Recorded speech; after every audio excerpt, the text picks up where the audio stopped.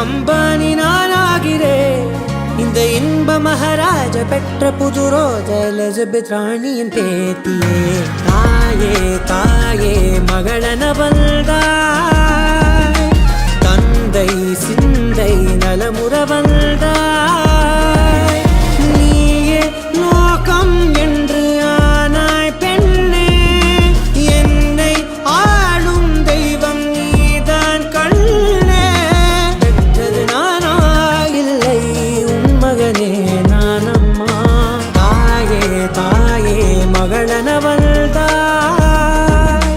தந்தை சிந்தை நலமுற வந்தாய்.